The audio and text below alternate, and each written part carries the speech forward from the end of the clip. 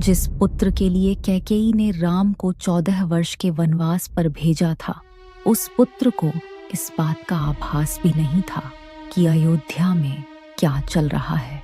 दशरथ की मृत्यु के बाद जब भरत और शत्रुघ्न को अयोध्या लौटने का संदेश मिला तो दोनों तुरंत भरत के ननिहाल केकय राज्य से निकल पड़े।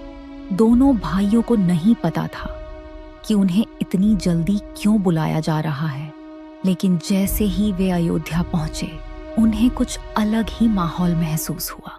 शहर की गलियों में वो पुरानी खुशी और उत्सव वाली रोशनी नहीं, एक महल के आंगन में भी सन्नाटा छाया था। भरत ने तुरंत अपने पिता श्री दशरथ को ढूंढा, पर उनका सिंहासन खाली था। उनका स्वागत करने वाले राम, लक्ष्मण और सीता भी कहीं नजर नहीं आए। वो सीधे अपनी माँ कैकेयी के कक्ष में गए। माँ ने बड़े शाही अंदाज में उनका स्वागत किया, लेकिन भरत के दिल को सुकून न मिला। माता, पिताश्री कहाँ हैं? और राम भैया वो कहाँ हैं? क्यों सब इतने शोक में हैं? कैकेयी चुप रही और मंथरा ने घमंड भरे शब्दों में सब सच कह दिया कि दशरथ का देहांत हो चुका है, राम को वनवास भेज दिया गया है और अब अयोध्या के राजा भरत होंगे। यह सुनकर भरत को ऐसा लगा जैसे दुनिया ही उनसे छीन ली गई हो। माता, आपने मुझे क्या दे दिया? यह राज्य, यह सिंहासन, राम भैया के बिना मुझे कुछ भी स्वीकार नहीं है। आपने अपने ही कुल को बर्बाद कर दिया।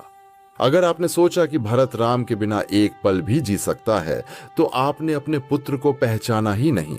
आपने पाप किया है माते। आपने पिता को उसके पुत्र विरह में मृत्यु की भेंट चढ़ा दिया, एक आदर्श पुत्र को उसके अधिकार से वंचित कर दिया, और इन सब में मुझे भी अपने पाप का भागी बना दिया।